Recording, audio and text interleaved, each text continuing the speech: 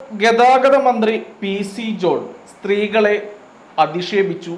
പ്രിയദർശിനി പദ്ധതി മുന്നോട്ട് കൊണ്ടുപോകാൻ കഴിയാത്തതുകൊണ്ടാണ് പി.സി. ജോൺ ഇത്തരത്തിലുള്ള പരാമർശം നടത്തിയത് എന്നും മന്ത്രി സ്ത്രീകളോട് മാപ്പ് പറയണമെന്നും ഒക്കെയാണ് പ്രതിപക്ഷം ഉന്നയിക്കുന്നത്. നമസ്കാരം, ഞാൻ വിവേക് ബാലകൃഷ്ണൻ. പി.സി. ജോൺ പ്രസംഗിച്ച പ്രസംഗത്തിനിടെ എവിടെയും ആരെയും അധിക്ഷേപിക്കുകയോ അല്ലെങ്കിൽ തള്ളിപ്പറയുകയോ ഒന്നും തന്നെ ചെയ്തിട്ടില്ല.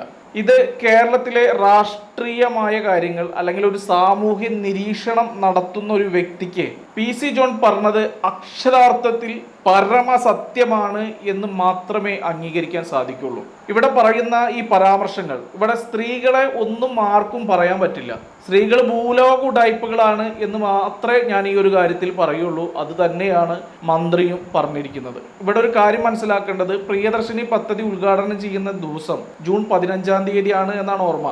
ആ ദിവസം മുഖ്യമന്ത്രി പുരുഷന്മാരെ ശക്തമായി അധിക്ഷേപിച്ചു. പുരുഷന്മാർക്ക് ഈ സൗജന്യ യാത്ര നൽകിയാൽ ഈ പണമൊക്കെ ബാറിൽ ഉണ്ടാവും എന്നാണ്. ഇവിടെ എത്ര പുരുഷന്മാര്, ഞാനടക്കമുള്ള ആളുകൾ ഇതുവരെ മദ്യം കഴിക്കാത്തവരുണ്ട്. അവരൊക്കെ അടച്ച് ആക്ഷേപിക്കുകയല്ലേ ശ്രീ വി ഡി സതീശൻ ചെയ്തത്. എന്നിട്ട് വി ഡി സതീശനോട് ആരെങ്കിലും എന്തെങ്കിലും രൂക്ഷമായ പരാമർശമോ അല്ലെങ്കിൽ രൂക്ഷമായി അദ്ദേഹത്തെ അധിക്ഷേപിക്കുന്ന രീതിയിൽ പ്രസംഗം നടത്തുകയൊക്കെ ചെയ്തോ? ആരെങ്കിലും ഇതുപോലെ മാധ്യമങ്ങളുടെ മുന്നിൽ വന്നിട്ട് പുരുഷന്മാരോട് മാപ്പ് പറയണമെന്ന് പറഞ്ഞു? ഒന്നും പറഞ്ഞില്ലല്ലോ. അപ്പോൾ ഇവിടെ സ്ത്രീകൾക്ക് എന്ത് തോന്നിയാസവും കാണിക്കാം, അവർ ചെയ്യുന്നതിനും ആരും ഒന്നും പറയാൻ പാടില്ല എന്നൊക്കെ ഉള്ളൊരു നിയമം എടുത്തു കളയേണ്ട സമയം അതിക്രമിച്ചു കഴിഞ്ഞിരിക്കുന്നു. ഇവിടെ സത്യസന്ധമായിട്ട് പി.സി. ജോൺ പറഞ്ഞത് എന്താണ്? ഒരിക്കൽ മന്ത്രി ഗണേഷ് കുമാർ പറഞ്ഞ ഒരു കാര്യം അക്ഷരാർത്ഥത്തിൽ സത്യമായി കൊണ്ടിരിക്കുന്ന നിമിഷങ്ങളാണ് നമ്മളിപ്പോൾ കടന്നുപോയിക്കൊണ്ടിരിക്കുന്നത്. സൗജന്യ യാത്രകൾ സ്ത്രീകൾക്ക് അനുവദിച്ചാൽ ഇവിടെ വീട്ടിൽ സ്വന്തമായി കാറുള്ളവര്, ഒരുപാട് സമ്പാദ്യമുള്ളവര്, ആ സ്ത്രീകളൊക്കെ ഈ സൗജന്യ യാത്ര ഉപയോഗിച്ചാൽ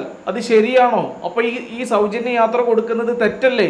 അത് കൊടുക്കാൻ പാടില്ല, അത് ശരിയല്ല എന്ന് വാദിച്ച മനുഷ്യനാണ് മുന്നത്തെ ഗതാഗത മന്ത്രി. അതേ സംഭവം തന്നെയാണ് ഇവിടെ അനുഭവത്തിൽ നിന്ന് മനസ്സിലാക്കിക്കൊണ്ട് പി.സി. ജോൺ പറഞ്ഞത്. പി.സി. ജോൺ എന്താണ് പറയുന്നത്? ഇവിടെ സ്ത്രീകൾക്ക് സൗജന്യ യാത്ര കൊടുത്തപ്പോൾ, സൗജന്യം എന്ന് കേട്ടപ്പോൾ ഈ പറഞ്ഞ കാറും ഒരുപാട് സമ്പാദ്യവും ഒക്കെ ഉള്ള ആളുകൾ ഈ സൗജന്യ യാത്ര ഉപയോഗിക്കുന്നു.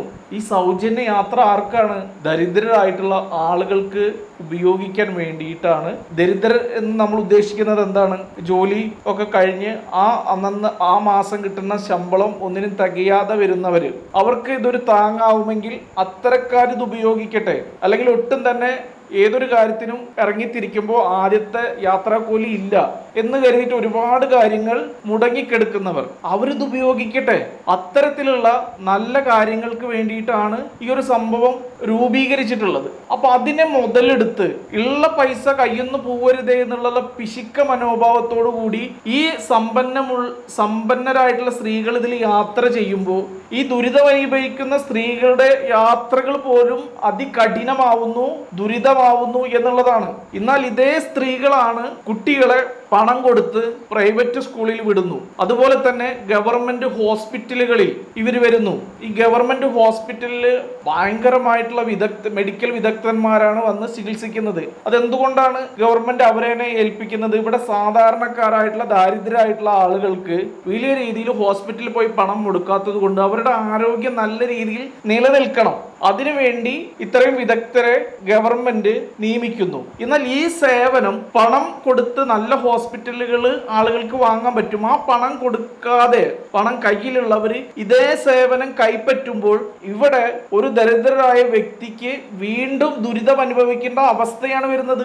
ഈ കാര്യമാണ് അവർ പറഞ്ഞത്. അതുകൊണ്ട് എന്ത് സംഭവിക്കുന്നു? പാവപ്പെട്ടവൻ അവന്റെ അച്ഛനും അമ്മേനെയായിട്ട് വരുമ്പോൾ ഗവൺമെന്റ് ഹോസ്പിറ്റലിൽ വരാന്തയിൽ കിടക്കുന്ന ഒരു അവസ്ഥ ഉണ്ടാവുന്നു. ഇതാര് ശ്രദ്ധിക്കണം? കയ്യിൽ പൈസ ഉള്ളവർ ശ്രദ്ധിക്കേണ്ട കാര്യമാണ്. ഇവിടെ സ്കൂളുകളിൽ, പ്രൈവറ്റ് സ്കൂളുകളിൽ പൈസ കൊടുക്കാതെ പഠിക്കുന്ന സ്കൂളുകളുണ്ട്. ഗവൺമെന്റ് സ്കൂളുകൾ പൈസ കൊടുക്കേണ്ട ഈ സ്ഥലത്തൊന്നും കുട്ടികളെ പഠിപ്പിക്കാതെ നേരെ പൈസ കൊടുത്തുള്ള സ്കൂളുകളിൽ കൊണ്ടുപോയി ചേർക്കുന്നു. അപ്പൊ ഇവിടെ സംഭവിക്കുന്ന വേറൊരു മാറ്റം എന്താണ്? ഇവിടെ നല്ല രീതിയിൽ വിദ്യാസമ്പന്നരായിട്ടുള്ള അധ്യാപകർ വരുമ്പോൾ അവർക്ക് പഠിപ്പിക്കാൻ കുട്ടികൾ ഇല്ലാതെ വരുന്നു. അപ്പൊ അവരുടെ നല്ല അറിവുകൾ കുട്ടികളിലേക്ക് എത്തുകയുമില്ല.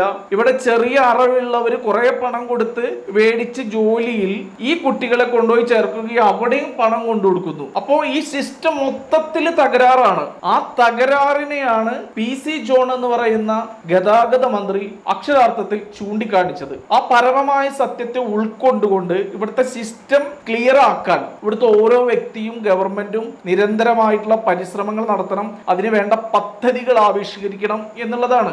അപ്പോൾ ആ കാര്യത്തെ നല്ല സമീപനത്തോടു കൂടി കാണാതെ എന്തെങ്കിലും ഒന്ന് പറഞ്ഞ ഉടനടി ഞങ്ങളെ സ്ത്രീകളെ പറഞ്ഞു എന്ന് പറഞ്ഞിട്ട് ഇറങ്ങി തിരിച്ച് ഇല്ലാത്ത കാര്യങ്ങളൊക്കെ കെട്ടിച്ചമച്ച് ഒരു വ്യക്തിയെ വ്യക്തിഹത്യ ചെയ്ത് ആകെ അലമ്പാക്കുന്ന അർത്ഥശൂന്യമായ കുറെ മാധ്യമങ്ങൾ, മാധ്യമധർമ്മം എന്താണെന്നും സമൂഹത്തിന് എന്ത് നന്മയാണ് കൊടുക്കേണ്ടത് ഒന്നും അറിയാതെ വായത്തോന്നി വിളിച്ചു പറയുന്ന റിപ്പോർട്ടർ അരുൺ പോലെയുള്ള മാതൃഭൂമിയിലുള്ള മൊണ്ണ മാധ്യമ പ്രവർത്തകർ ജനങ്ങൾക്ക് കൊടുക്കുന്ന സന്ദേശം എന്ന് പറയുന്നത് വളരെ റോങ് ആണ്. ഇത് നമ്മൾ മനസ്സിലാക്കണം. നല്ല കാര്യങ്ങൾ ആര് പറഞ്ഞാലും, അത് ഏത് ആള് പറഞ്ഞാലും അംഗീകരിക്കണം, അതിന്റെ നല്ല കാര്യങ്ങൾ ഉൾക്കൊള്ളണം എന്ന് മാത്രം പറയുന്നു. നിർത്തുന്നു. നന്ദി, നമസ്കാരം.